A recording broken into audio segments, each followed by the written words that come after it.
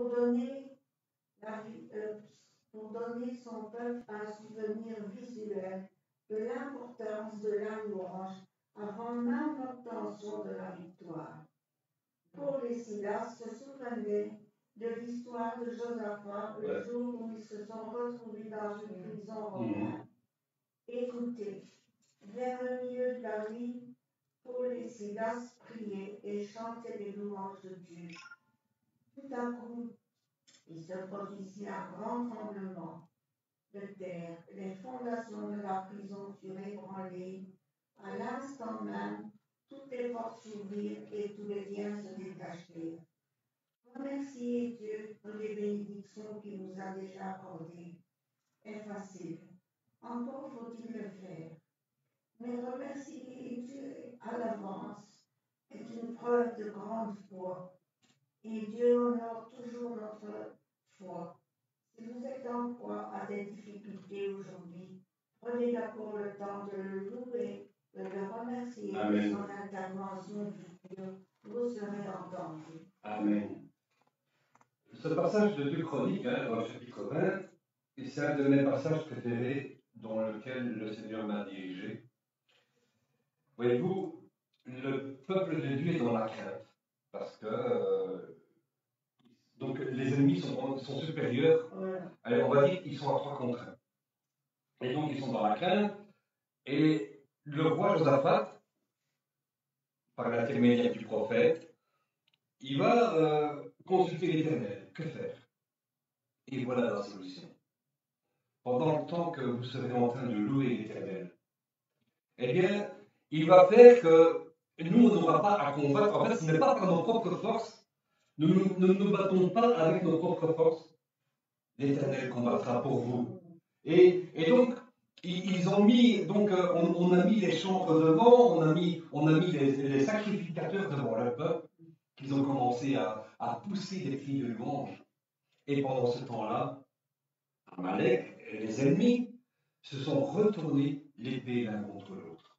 Israël n'a pas dû à combattre, parce qu'Israël était dans l'inquiétude, avait peur. Hein? Ce sera un peu la parole d'aujourd'hui. De quoi vous inquiétez-vous? C'est dans Luc chapitre 12. De quoi vous inquiétez-vous? Le Seigneur combat pour vous, dans nos difficultés, dans nos épreuves. Amen. Combien le Seigneur n'a pas agi pour nous. Et là, ici, ce matin, sachons reconnaître combien, même dans les tout petits détails, revenez en arrière. Est-ce que le Seigneur n'a jamais agi pour nous? Amen.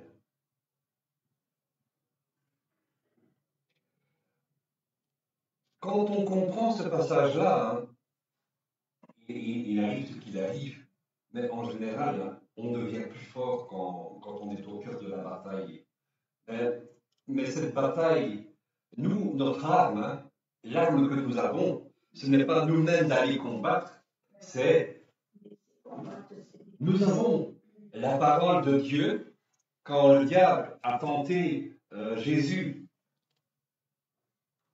après qu'il a passé 40 jours dans le désert, Jésus est toujours revenu à la parole. Il est écrit, la parole de Dieu est une arme. La louange, louer le Seigneur, célébrer le Seigneur, c'est une arme. Amen. Alléluia. Merci pour cette parole, Jacqueline. Merci. Elle m'a vraiment. Oui. C'est un passage qui. Traversé le cœur parce que je me dis quand même, oui, c'est une grande importance. C'est plus fort que tout, je crois. Alors, je crois que dans ce temps, avec ce que nous vivons depuis lundi, c'est très sensé pour nous. Hein. Et hier, nous ne sommes pas mis. En fait, on est ici dans la louange, on ne pense pas à nos problèmes. Pendant que nous sommes en train de faire un culte de célébration à Dieu, on oublie ça et lui, il agit pour nous. Nous, on n'y pense pas. Il ne faut pas boire pour oublier. Il faut célébrer Dieu pour que lui agisse pour nous. Voilà. Amen. L'alcool ne sert à rien, mais la célébration sert à beaucoup de choses. Parce que nous, on ne sait pas ce qui se passe dans le spirituel, ce qui se passe pendant que nous sommes en train de louer Dieu, pendant que nous sommes en train de méditer même la parole, parce que moi, mon slogan sur mon site internet, c'est l'adoration. En fait, c'est sous différents styles, hein, l'adoration. Tu peux être assis, tu peux être à genoux dans ta chambre, tu peux être en train de méditer la parole de Dieu, tu peux être en train de le prier. L'adoration, c'est pas que chanter. L'adoration, c'est un tout. C'est la parole de Dieu, la méditer, m'approcher de lui. Je raisonne avec lui, hein. J'ouvre la Bible, et c'est comme ça que je reçois la plupart des messages de culte. Je raisonne avec le Seigneur. Hein, je reçois un passage, j'ai reçu le chapitre de Luc, chapitre 12, et alors je raisonne avec le Seigneur. Je lis, et puis je raisonne avec le Seigneur. C'est une forme d'adoration.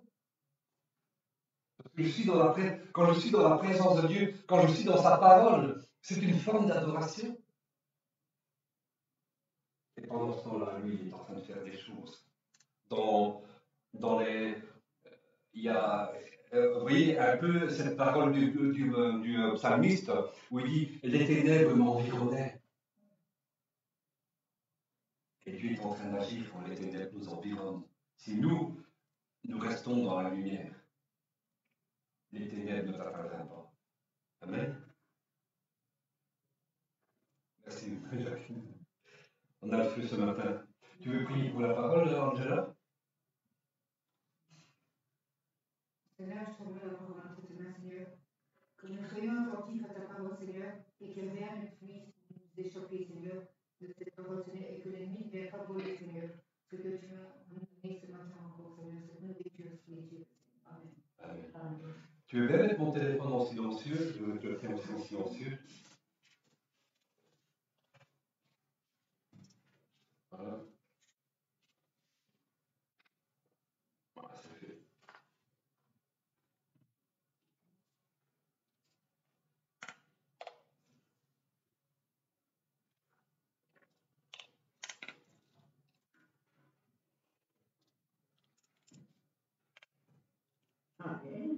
La Bible en ligne.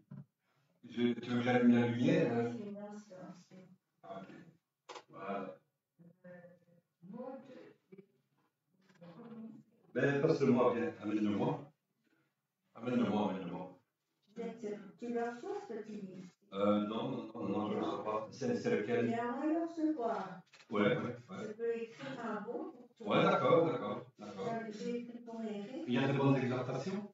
Oh, oui. C'est ta parole, ça C'est quoi? C'est moi, ça.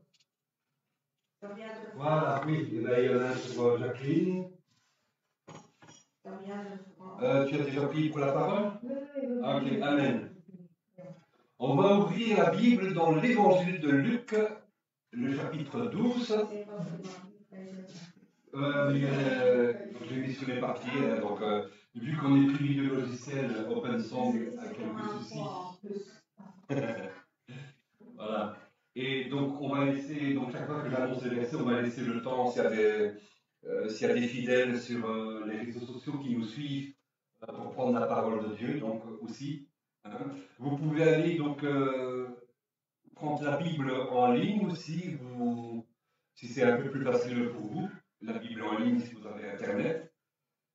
Ou bien alors si vous avez une Bible format papier, ben, c'est aussi bien aussi, ou bien alors sur le smartphone. D'accord? Amen. Donc on va ouvrir la parole de Dieu dans l'évangile de Luc, le chapitre 12, et nous allons lire les versets. La base du message, c'est donc les versets 1 à 21, mais on va lire les versets qui nous intéressent, c'est les versets 13 à 21.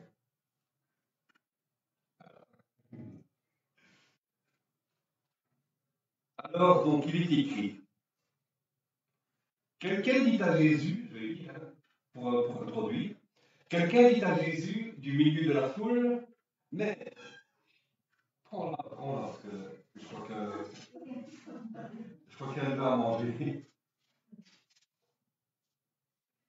Ouais, c'est ça qu'elle veut, c'est ça qu'elle veut.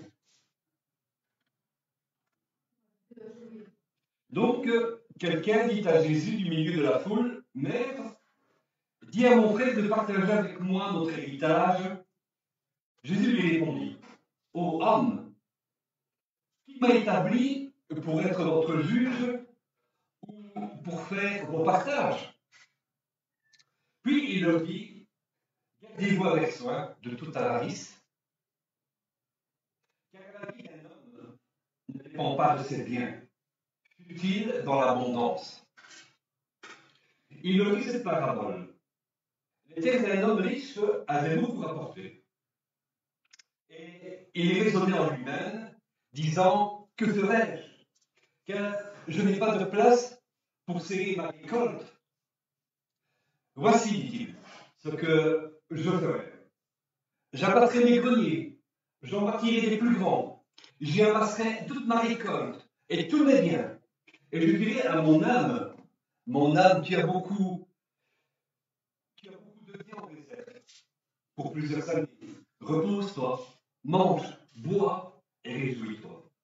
Mais Dieu lui dit, insensé, cette nuit même ton âme te sera redemandée, et ce que tu as préparé, pour qui cela sera-t-il? Il en est ainsi de celui qui amasse des trésors pour lui-même et qui n'est pas riche en Dieu.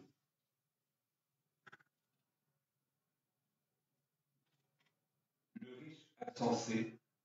Et même le thème de notre message, c'est donc s'enrichir en Dieu.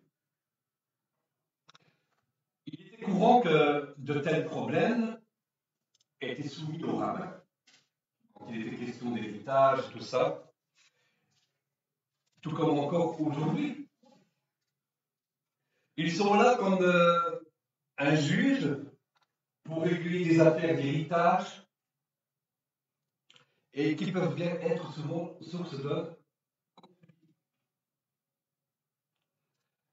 Cette parabole ne nous enseigne pas qu'il faut être pauvre, quand il dit il est ainsi de celui qui amasse des trésors pour lui-même et qui n'est pas riche en Dieu. Cette parabole ne nous enseigne pas qu'il faut être pauvre, mais que la vie ne se résume pas aux biens matériels, aux possessions. Donc, le Seigneur veut dire que notre relation avec Dieu est bien plus importante que tous les biens matériels.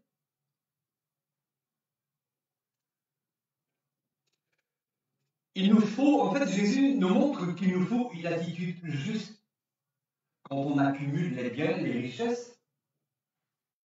Et Jésus souligne qu'une bonne vie, vivre bien en fait, bien vivre, ça ne dépend pas que tu sois riche ou que tu sois pauvre. Donc une bonne vie, ça ne dépend pas que tu sois riche, des biens matériels. On aspire tous, n'est-ce pas, au confort matériel. On aspire tous à bien vivre dans le confort financier, matériel. Mais ce que Jésus nous montre, c'est que nous devons nous méfier de notre soif de posséder, d'accumuler des richesses. Et si on remonte un peu plus haut dans les versets, le contexte de cette parabole, eh bien, Jésus vient de terminer une explication importante de la fidélité pour le disciple qui est accablé, qui est persécuté. Alors, un homme, c'est l'histoire de notre frère et sœur, alors un homme vient interrompre Jésus pour résoudre un différend à propos d'un héritage. Il existe des lois, et c'est pour ça en fait qu'il demande à Jésus d'intervenir, parce que dans la parole de Dieu, donc dans Deutéronome par exemple, chapitre 21 et Nombre, chapitre 27 et 36, eh bien, il existe une loi sur les droits de succession.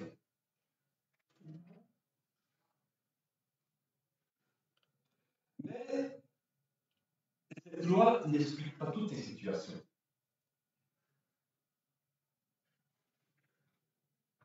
Et il fallait donc parfois mettre un dehors parce que c'est pas possible.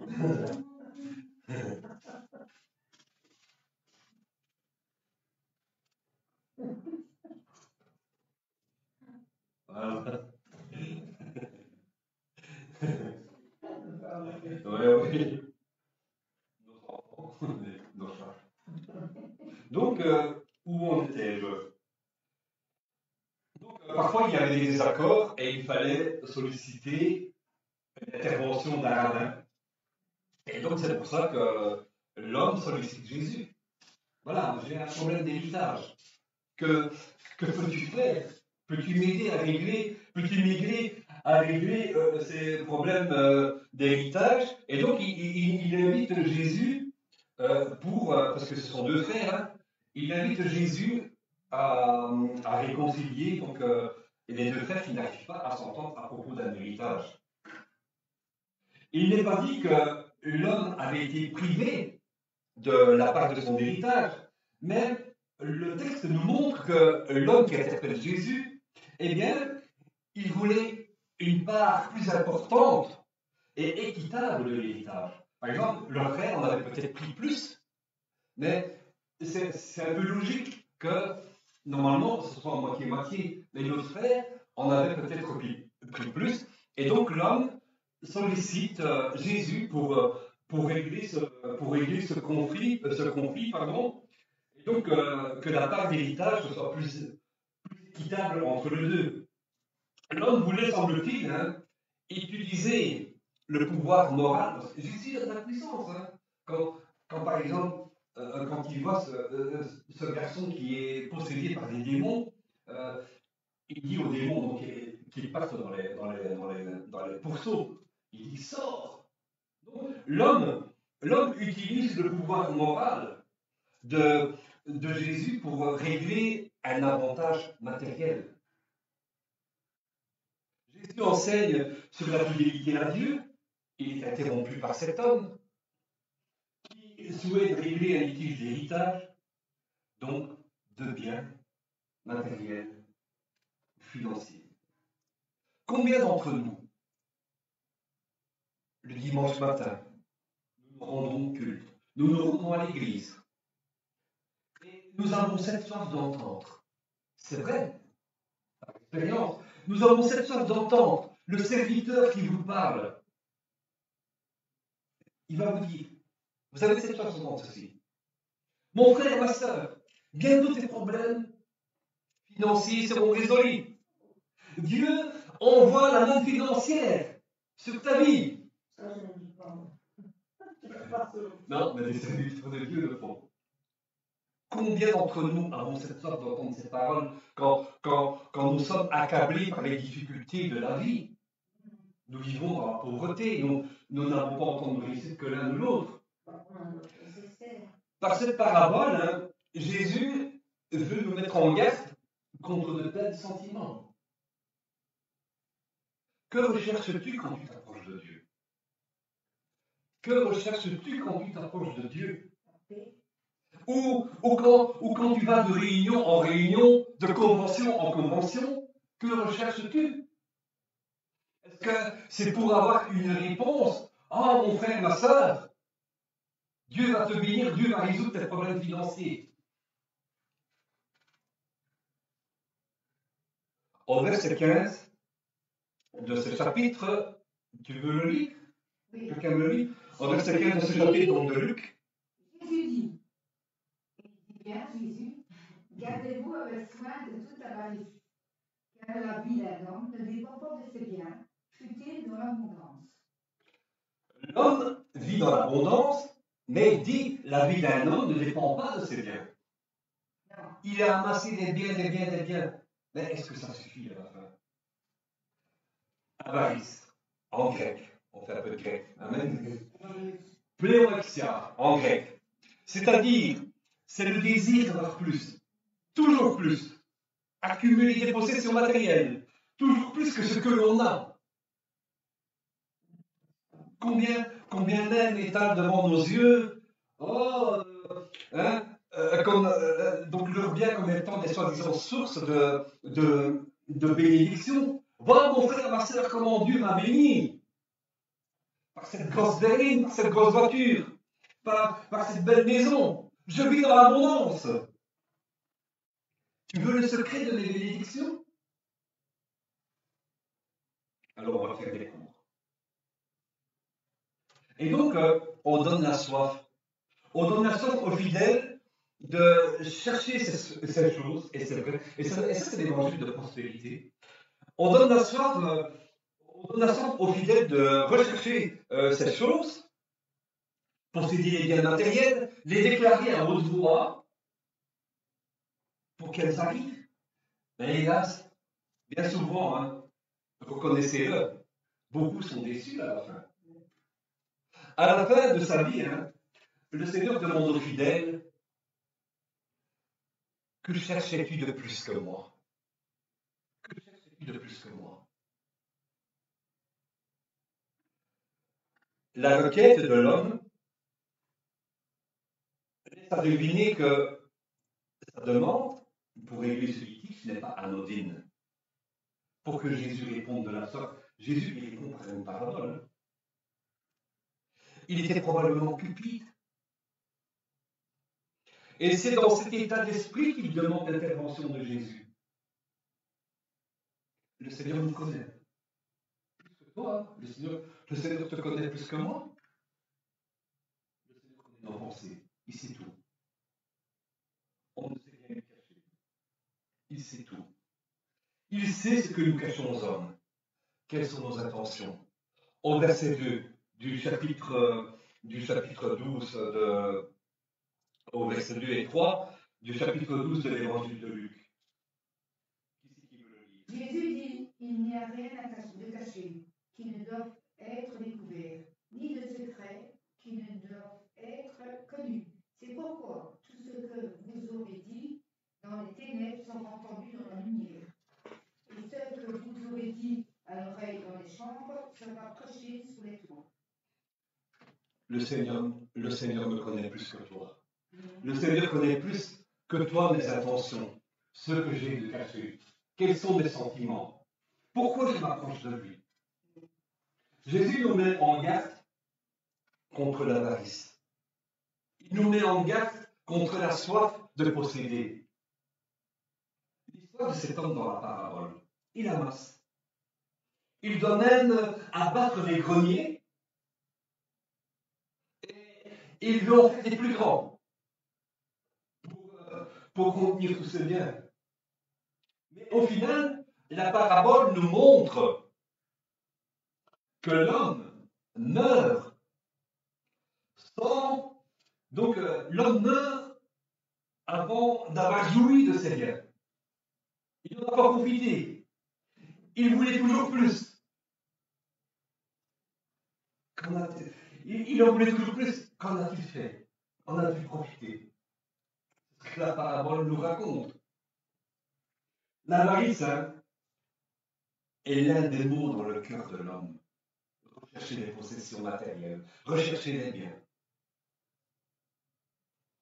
Il peut être souvent une source de conflit et de contradiction dans notre relation avec le Seigneur. Pourquoi me cherches-tu? Est-ce que je suis un banquier pour toi? Imagine ce que le Seigneur te dit. Pourquoi me cherches-tu? Est-ce que je suis un banquier pour toi? Seigneur, donne, donne, donne.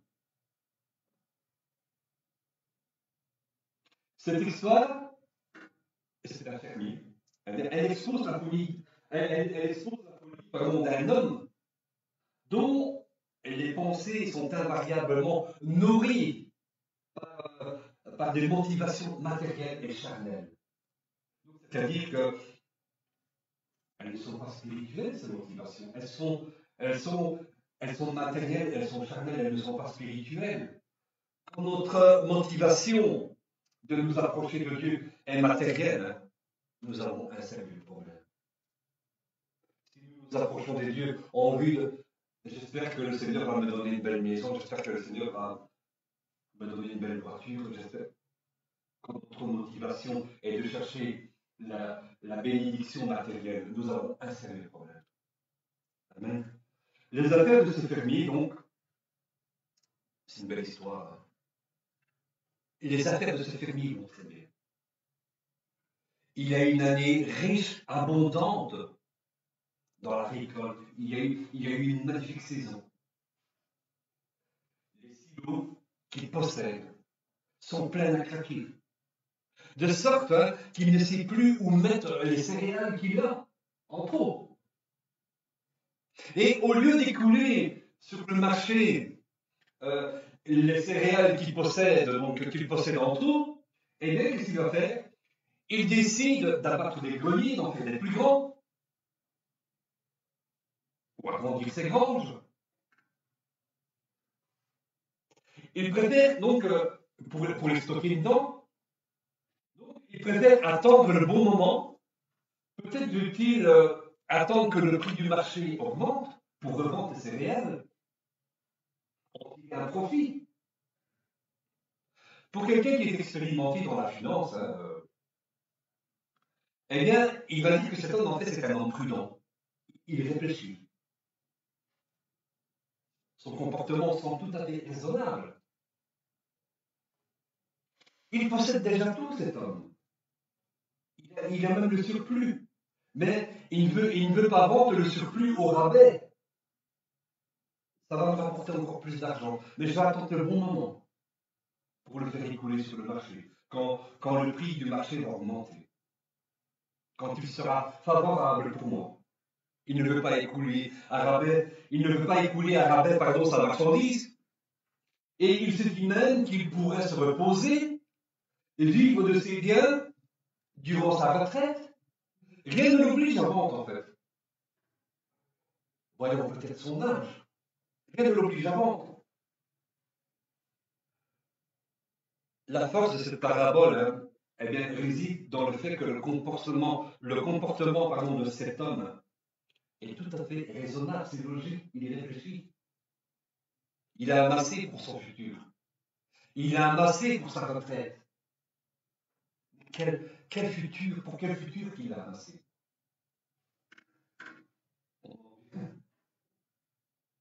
Pour les Juifs, être riche, les richesses, c'est signe que tu as la faveur de Dieu. Cet homme est béni, pourrait-on penser. Cet homme est béni. On pourrait penser ça d'un frère qui est riche, qui possède des grands biens, mais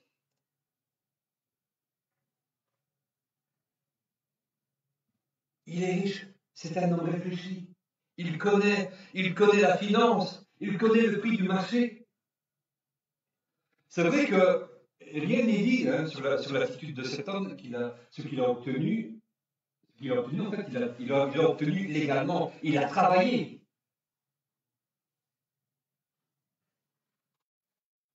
Mais le problème que Jésus veut soulever,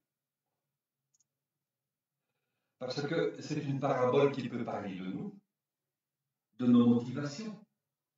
Pourquoi j'aime Dieu? Pourquoi j'aime Jésus? Parce qu'il m'accorde l'abondance. Et s'il me retirait tout un jour, comme avec Job, s'il me retirait tous mes biens, l'aimerais-je encore? Si je suis riche aujourd'hui, demain je deviens pauvre, je perds tout. Le crack boursier de 1929. Il faut que tu dises, toi. L'argent ne valait plus rien. L'argent ne valait plus rien. L'argent ne valait plus rien. Aujourd'hui, tu es riche. Demain, tu deviens pauvre. Qu'est-ce que tu fais? Il y a des tas de suicides. T'aimerais-je encore, Seigneur? Pourquoi je m'approche de toi? Pourquoi je vais de réunion en réunion? Pourquoi je vais de convention en convention? Le premier indice du problème. En 3 courts versets, l'homme, moi je ne suis pas fort en français, donc je suis allé chercher ça, ce que c'est que le pronom. L'homme utilise je 6 fois. Ma récolte, mes greniers, tous mes biens, j'abattrai, je bâtirai, j'y amasserai. Vous comprenez? C'est une parabole qui nous parle. Le Seigneur ne nous condamne pas, hein, ne condamne pas un homme qui possède des biens, qui est riche. Le problème que Jésus veut cibler ici, c'est quand tout gravite autour du moi-je.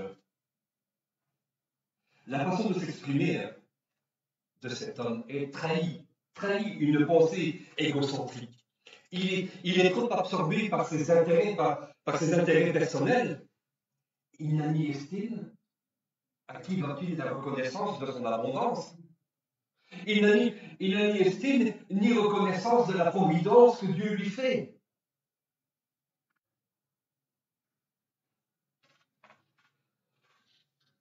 Beaucoup peuvent être dans la providence sans pour autant que ce soit une faveur de Dieu. Hein. Parce que Bill Gates est riche, il est dans la faveur de Dieu.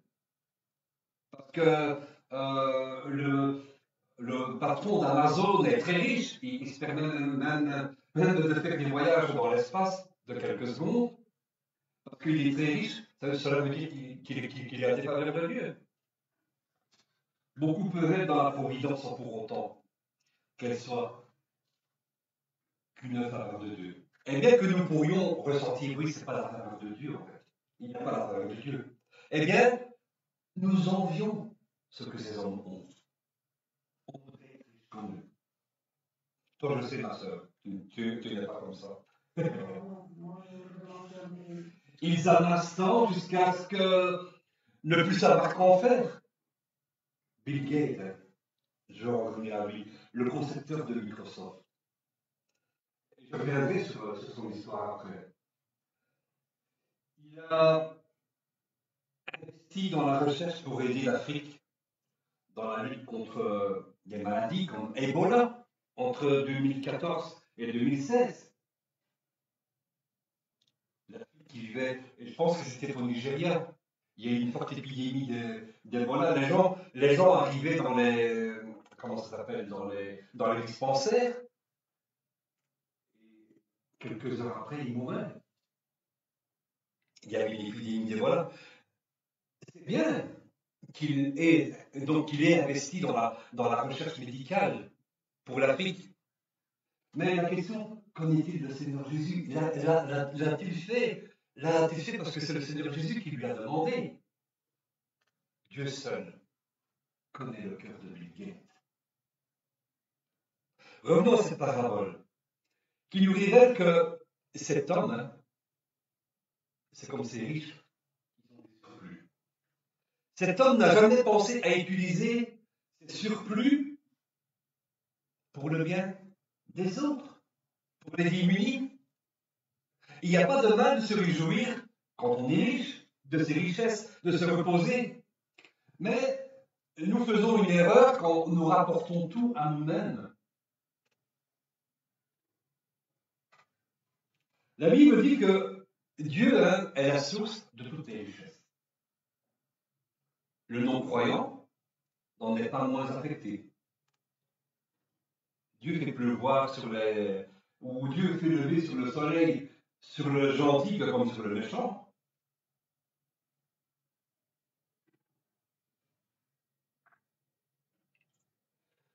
Et alors, donc, avec la source du surplus, eh bien, le Seigneur nous demande d'agir parfois avec générosité envers les plus démunis. Attention que, mon frère, ma soeur, vous ne pouvez pas donner ce que vous n'avez pas. Certains contractent des crédits à la consommation pour bénir des ministères. Et donc, quand on contracte un crédit, c'est de l'argent qui n'est pas à vous, c'est de l'argent qui ne vous appartient pas. Vous ne pouvez pas donner ce que vous n'avez pas. Ce n'est pas du surplus parce que vous êtes en train de payer. Demandons à Jésus où il veut que nous semions. Certains sèment par intérêt. Donc, c'est un peu l'histoire comment dire, de cet homme dans la parabole. Certains sèment par intérêt pour récolter pour eux-mêmes. Ça, c'est une pensée égocentrique. Moi, je. Dieu, bon, non. Je suis riche. je t'oublie, Seigneur. Donnez le surplus. Je parle bien du surplus et pas de choses que vous ne possédez pas. Cet aspect de donner le surplus ne semble pas préoccuper le fermier. Verset 19, dans l'évangile de Luc.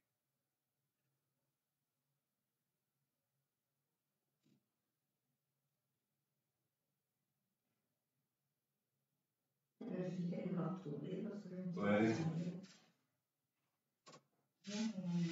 Ici.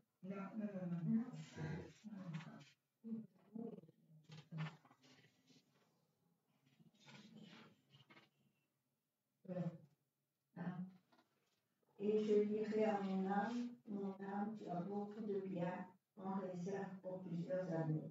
Repose-toi, mange, bois et réjouis-toi. Continue. Non, c'est bon.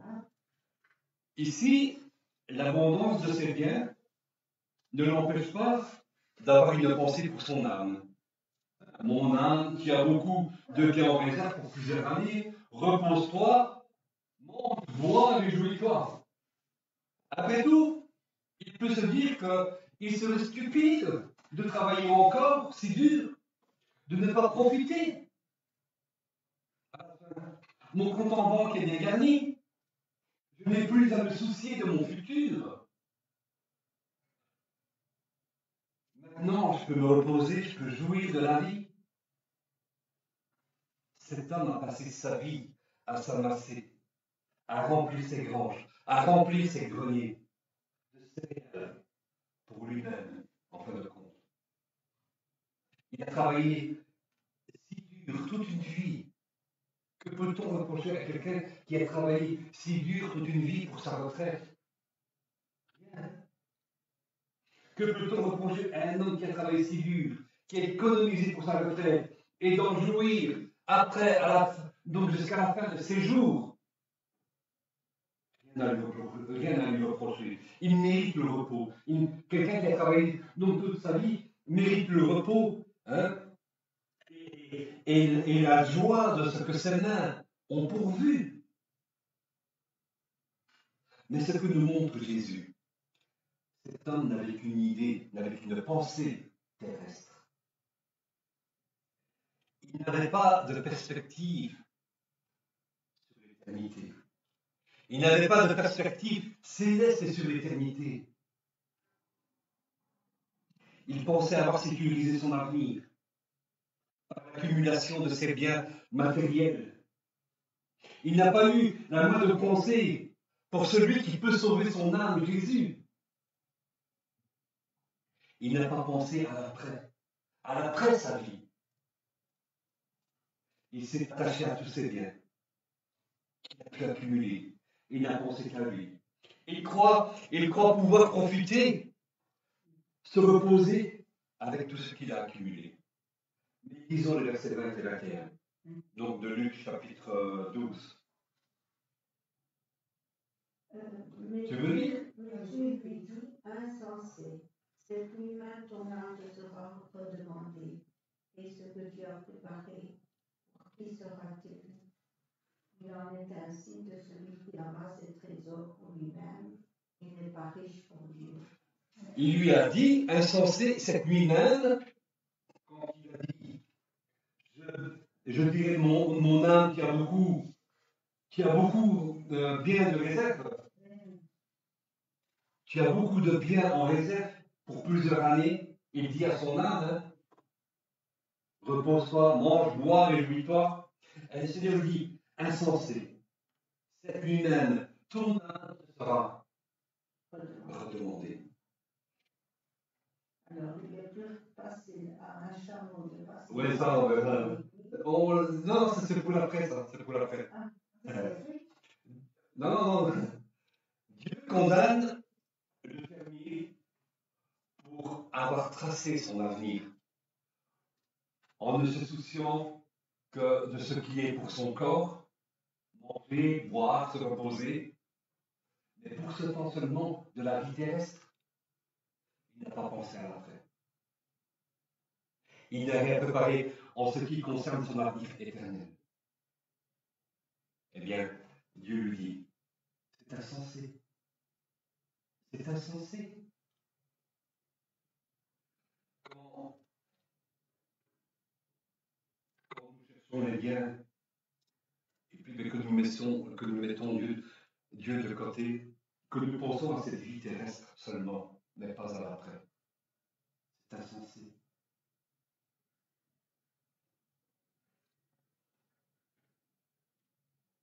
Il devra rendre des comptes à Dieu.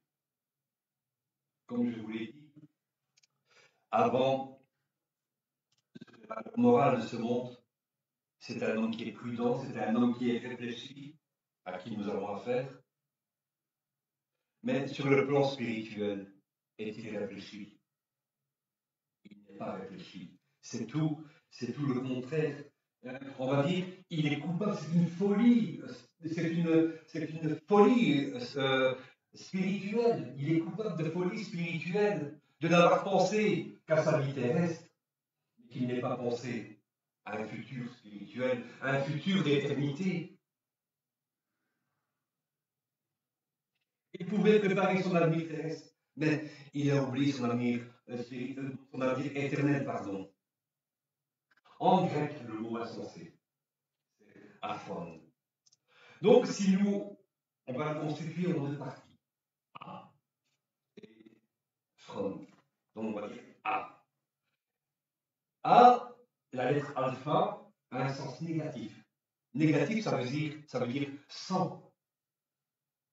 Et phron, comme raison, réflexion, intelligence. Donc, insensé, ça veut dire que cet homme, il est sans raison, il est sans réflexion, il est irréfléchi, il est sans intelligence, il agit de façon téméraire, sans faire appel à la raison ou à son intelligence. Tant que la providence est là, tant que la providence est là, pourquoi je vais changer d'attitude?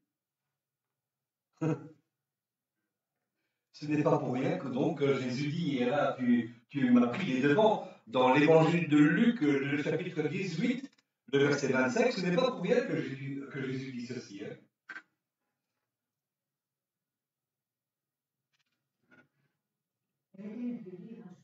Moi, tu peux le lire aussi, hein, il faut vous éveiller. Il est plus facile à un chambre de passer par le trou du nez qu'à un riche d'entrer dans le royaume de Dieu. Amen. Il est plus facile à un chameau de passer par le trou d'une aiguille qu'à un riche d'entrer dans le royaume de Dieu. Les hommes ont connu la providence tout au long de leur vie sans être remis en question à la fin. C'est tout ce en quoi cet homme a mis sa confiance, qui est, pour s'y reposer dessus, qui est un problème. L'homme peut avoir des pensées sensées, réfléchies du point de vue charnel, mais du point de vue spirituel, il en est dépourvu. Il est dépourvu d'intelligence. Il est irréfléchi. Dans quel sens l'homme manque d'intelligence? Quelle erreur a-t-il commise? 2 Corinthiens chapitre 12, verset 6.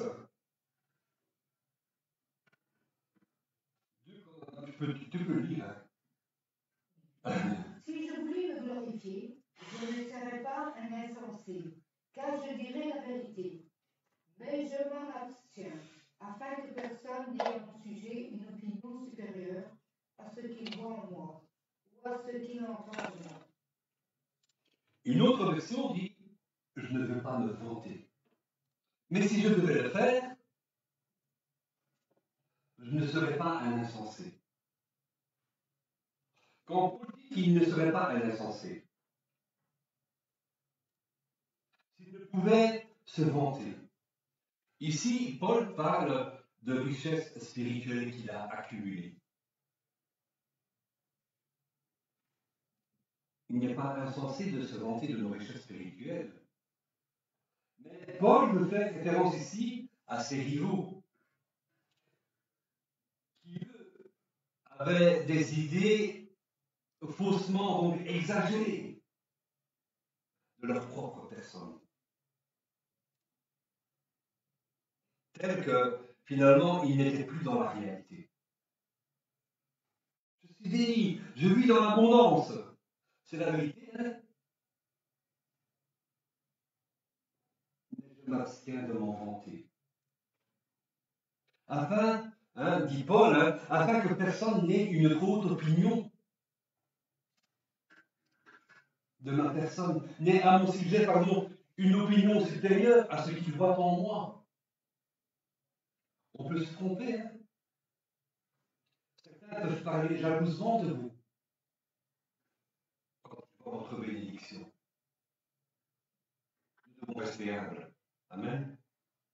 La démarche de Paul, donc, dans les épîtres aux Corinthiens, se réfère toujours à ce que vous possédiez plus que lui. Et ma démarche, à moi, c'est que vous possédiez toujours plus que moi. On a partagé quelque chose d'extraordinaire dans nos vies. Hein? On a laissé le Saint-Esprit. Je l'ai reçu l'oser. Et on s'est exprimé ensemble. Donc, ma démarche, c'est que vous ayez plus que moi. Que vous possédiez des richesses spirituelles plus que moi, des dons plus que moi, des dons envoyés de Dieu plus que moi. Hein, la Bible dit, il y a diversité de dons. Je désire que vous parliez tous en langue, mais encore plus que vous prophétisiez.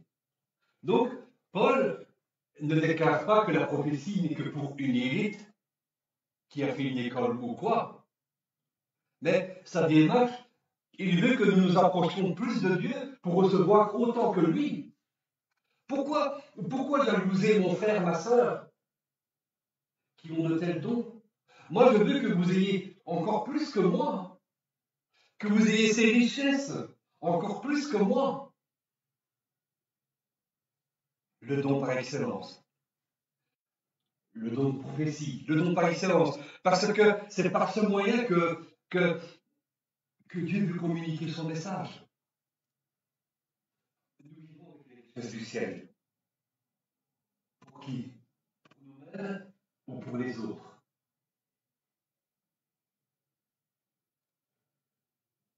Quand nous comprenons ceci, eh bien, nous redescendons sérieusement sur terre.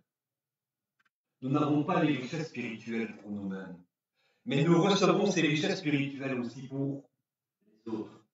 Si le Seigneur me met dans l'abondance spirituelle, ce n'est pas pour moi-même, mais c'est pour toi, pour toi, pour toi, pour toi. Le fermier, on revient à la parabole que nous partageons. Son attitude donc semble pleine de bon sens, il est prudent, il est réfléchi, selon certains experts en affaires financières. Mais il n'était pas aussi sage que les apparences peuvent le faire croire. Il avait le sens des affaires. Il avait le sens des affaires terrestres. Pour sa retraite, mais pas au-delà. Il n'a pas tenu compte des plans de Dieu. Il a refusé l'argent, nos richesses. Ne nous achète pas une espérance au ciel. Ne nous achète pas la vie éternelle. Le fermier n'a considéré qu'un seul aspect tout au long de sa vie. Le matériel. En négligeant le spirituel. En négligeant les affaires de Dieu. Il est un insensé en ce sens. Il a anticipé des années,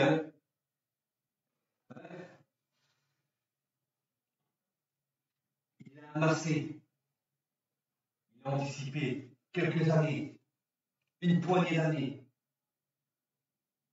réserve. Il n'a pas pensé à plus. Il n'a pas pensé à l'éternité. Alors qu'il est en train de se dire, enfin, qu'il pourra se réjouir, se reposer, manger, boire, profiter de ma retraite. Tout ce qu'il a accumulé dans sa vie. Le Seigneur vient vers lui avec une terrible nouvelle. Nous l'avons lu au verset 20. Insensé, cette nuit même, ton âme te sera redemandée. Et ce que tu as préparé, pour qui cela sera-t-il? Donc en gros, le Seigneur lui dit, cette nuit même tu vas mourir. Parce que tout ce que tu as fait, c'est pour rien. Parce que tu n'as pas tourné tes pensées vers moi. Tout ce que tu as fait, tu as travaillé si dur toute ta vie pour rien. Cette nuit même, ton âme te sera demandée, tu vas mourir.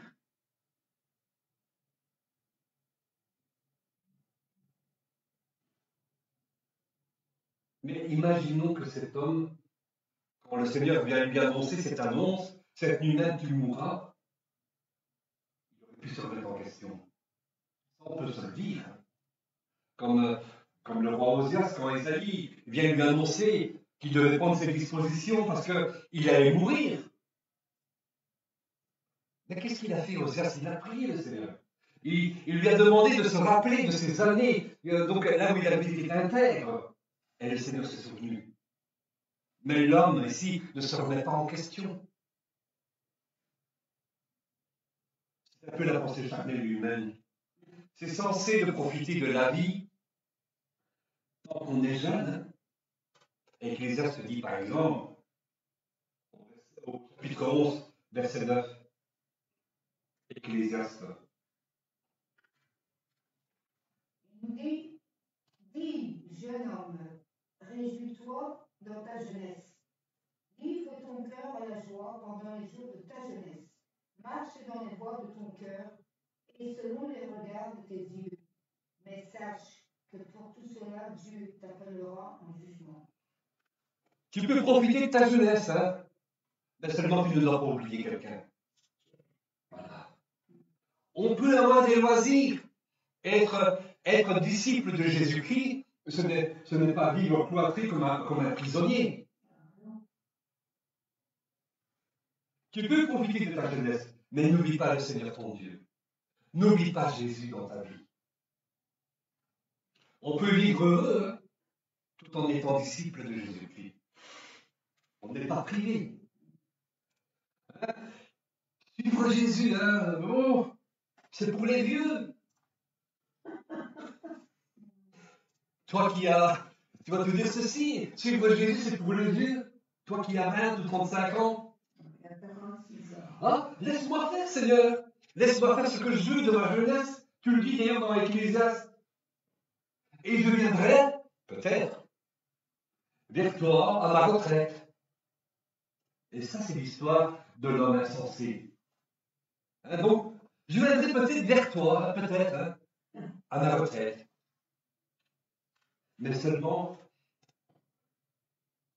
avant, laisse-moi encore un peu de temps, me réjouir, hein, quand il est retraité. Oh, Seigneur, laisse-moi encore un peu de temps, me réjouir, profiter, prendre du repos, alors que je suis un jeune retraité. C'est la folie de résister. C'est la folie de résister à son appel, alors que le Seigneur lui dit même, hein, cette nuit tu mourras. Et à quoi cela t'aura-t-il servi d'avoir accumulé tout cela? Qu'est-ce qui peut nous pousser à agir ainsi? Pourquoi cet homme a emmagasiné dans cette grenouille? Qu'est-ce qui peut nous pousser à agir ainsi? On peut le voir dans la suite, je n'ai pas été plus loin, parce que sinon ça va prendre trop long. Mais Jésus parle des inquiétudes. La crainte de manquer de nourriture, d'habits, de manquer des biens. Ça peut nous pousser à agir ainsi. Le psaume, verset 49, le verset 17 à 20. Elle te laisse la main. Le psaume 49, le verset 17 à 20. Nous exhorte, Ouais. ne sois pas dans la crainte parce qu'un homme s'enrichit, parce que les trésors de sa maison se multiplient. Car il n'emporte rien en ouvrant. Ses trésors ne descendent point auprès lui. Il aura beau s'estimer heureux pendant sa vie, on aura beau te louer des jouissances que tu te donnes, tu iras néanmoins au séjour de tes pères, qui jamais ne reverront la lumière. À quoi cela lui a-t-il servi? Il aura beau s'estimer être heureux, donc d'avoir vécu une vie heureuse ici, sur terre, mais là, toutes les richesses de la terre sont sans valeur. Pour un mort. On ne l'emporte pas. Peut-être que l'on se dit, je prépare l'avenir de mon fils, de ma fille, mais vous ne leur préparez pas un avenir spirituel.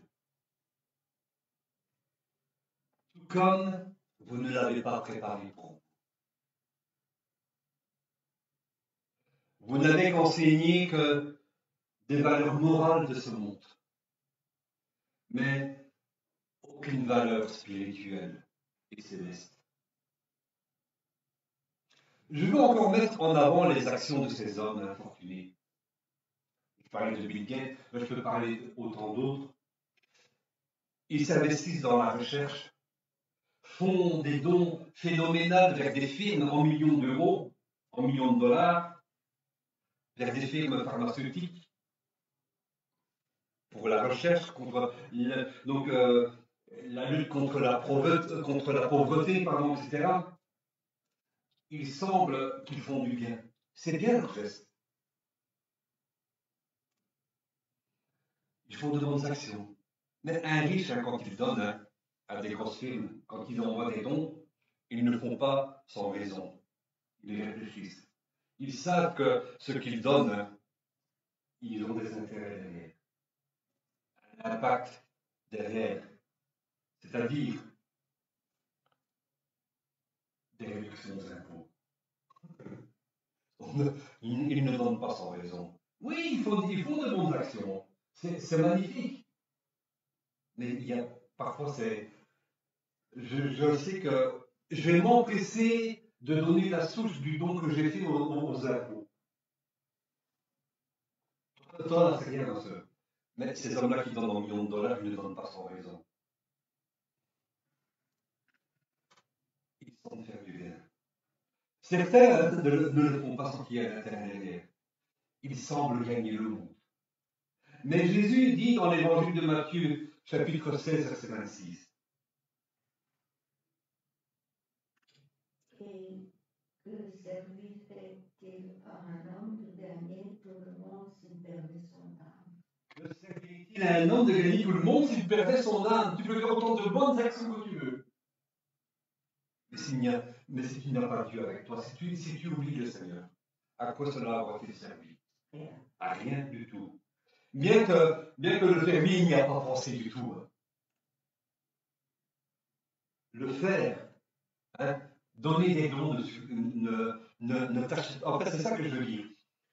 Que tu donnes des dons, que à ton dernier jour sur ton lit, tu vas penser à Dieu. Ah oui, mais Dieu, moi j'ai donné beaucoup d'argent pour les défavoriser, pour la recherche.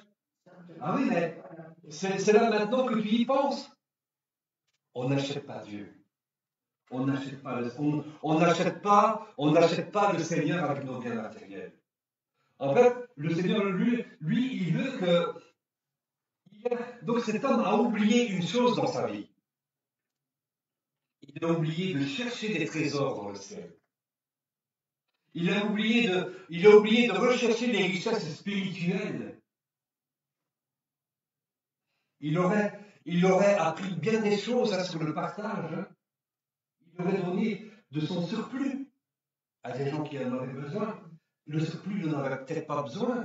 C'est ce que nous montre la parabole. il aurait appris bien des choses s'il avait recherché des choses spirituelles. S'il avait recherché des richesses du ciel, il aurait appris bien des choses sur le partage. Sauver peut-être bien des vies. Mais il a décidé de tout garder par inquiétude, peut-être. Le fermier, donc, meurt soudainement. Hein. Il n'a pas pu profiter de ses gains, il n'a pas pu profiter de sa retraite. Il est mort avant sa vie de pensionné. Il est mort. Donc, il n'a pas entamé sa vie de pensionné. Il est mort dans la nuit. Mais avec des enfants. Exactement. Il a bien vécu. Il a bien vécu sur la terre durant toute sa vie. Toute sa vie terrestre, il a bien vécu. Il était dans l'abondance. Mais cela ne lui a rien apporté. Parce qu'il n'a pas pensé à Dieu. Il n'a pas pensé aux richesses spirituelles. Rien. Si ce n'est que ces deux fils se disputent l'héritage. L'un veut posséder plus que l'autre. Il les a induits dans la même erreur que lui. C'est tout ce que ces fils ont retenu. Ils n'ont reçu aucune valeur spirituelle, mais ils n'ont reçu que des valeurs morales. Comment m'enrichir encore plus? Et c'est le problème de beaucoup d'entre nous. S'enrichir en Dieu. Et on va bientôt terminer. On va conclure là-dessus. Jésus conclut par cette parabole au verset 21. Je vais le lire. Il en est ainsi de celui qui amasse des trésors pour lui-même et qui n'est pas riche en Dieu. Jésus déclare que le même sort, attend ceux qui s'amassent des trésors pour eux-mêmes, au lieu de chercher à être riches en Dieu. Il faut nous amasser un trésor dans le ciel, nous montre le Seigneur. Là où la teigne ni la rouille ne détruisent. Ce n'est pas des billets de banque hein, que vous avez. Est-ce que l'argent existe au ciel? Ce n'est pas des billets de banque que le Seigneur veut que nous cherchions. Ça n'existera plus l'argent. Amen. Tant mieux. Celui qui s'amasse des trésors pour lui-même hein, et qui n'est pas riche en Dieu, c'est un insensé. En fait, finalement, il peut avoir tous les biens ici hein, sur Terre. Il peut posséder des grosses voitures, des avions, des jets, des belles maisons à château. Mais au final, hein, quand on regarde sa vie spirituelle, à la fin, il n'a rien. Cet homme est plus pauvre que toi. Cet homme est plus pauvre que moi. Cet homme est plus pauvre que toi, en fait. Nous sommes riches. Amen. Tu es riche, mon frère, ma soeur. Tu es riche si tu recherches les choses spirituelles d'en haut. Partage.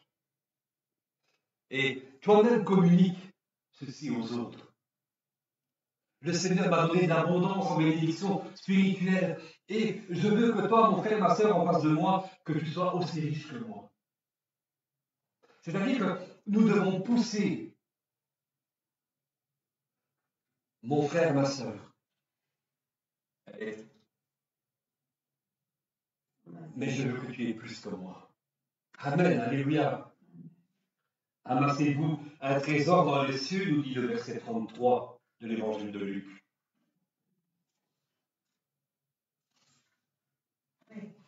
Chapitre 12.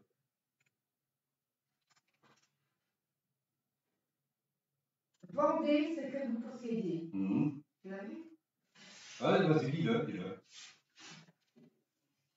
Voilà. Vendez ce que vous possédez et donnez-le en aumône. Faites-vous une bourse qui ne s'use point, un trésor inépuisable dans les cieux, où le voleur n'approche point, où la teigne ne détruit point. Vendez ce que vous possédez, donnez-le en aumône. Qu'est-ce que ça dit? Attention, encore une fois. Ce fermier avait un surplus. Qui, au lieu d'aider ceux qui étaient dans le besoin, je parle de surplus, pas de ce que vous n'avez pas, au lieu d'aider ceux qui étaient dans le besoin, il a gardé tout pour sa retraite. Ne vous faites pas manipuler quand certains vous demandent de l'aide qui puisse vous mettre en danger. Même votre propre santé et votre subsistance. Le fermier avait un surplus, il avait des richesses excédentaires qu'il a préféré enfermer dans ses granges. Ses silos, ses greniers, ne pensaient qu'à lui. Toute sa vie, il n'a pensé qu'à lui. Il n'a pas pensé à l'après. Il avait la possibilité, il avait les moyens d'aider, mais il n'a pensé qu'à lui. Paul écrit aux Galates, chapitre 6, verset 9 à 10. L'homme aurait pu faire quoi? Ne nous lassons pas de faire le bien. Oui. Car nous moissonnerons au temps convenable. Si nous ne nous relâchons pas, ainsi donc, pendant que nous en avons occasion, pratiquons le bien envers tous et surtout envers les frères en la foi. Surtout envers les frères en la foi. Il aurait pu agir comme ça. Donc ne nous lassons pas de faire le bien. C'est ce qu'il aurait pu faire. Quand nous faisons le bien, nous accomplissons des actes concrets d'amour. Ce que le fermier aurait pu ressentir. C'est le bien qu'il fait à Jésus quand nous faisons du bien aux autres. Comment tu te sens, ma sœur, quand tu fais du bien à quelqu'un? En paix, fortifié. Tu sens toi-même qu'il y a une action d'amour de la part de notre Seigneur Jésus-Christ.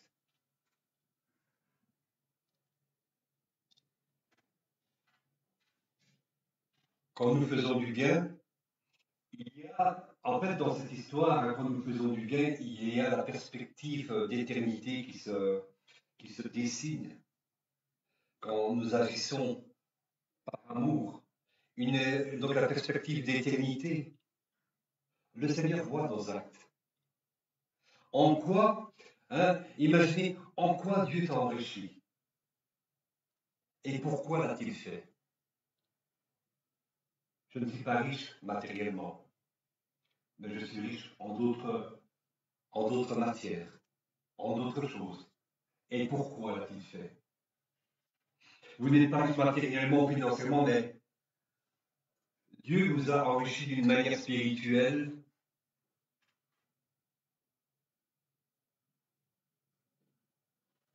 Pour le mettre au profit des autres.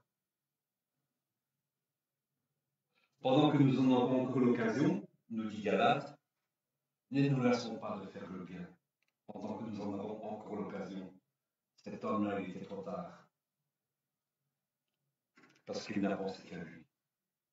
Il est important de laisser Dieu transformer nos pensées et ne pas laisser le monde, parce que le monde vient avec ses valeurs, transformer nos pensées. Nous vivons avec les richesses du ciel, mes frères et sœurs, et ça c'est pour conclure. Non pas pour nous-mêmes.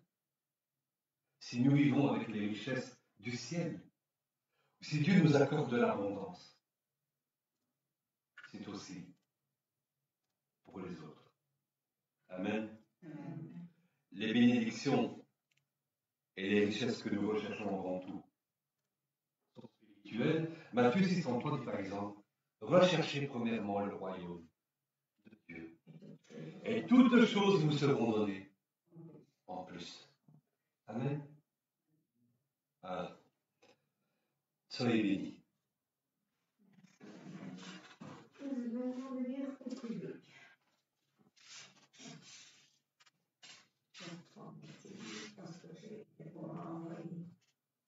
Merci Seigneur, nous nous approchons de toi. Merci pour ce message, Seigneur, qui nous interpelle encore ce matin.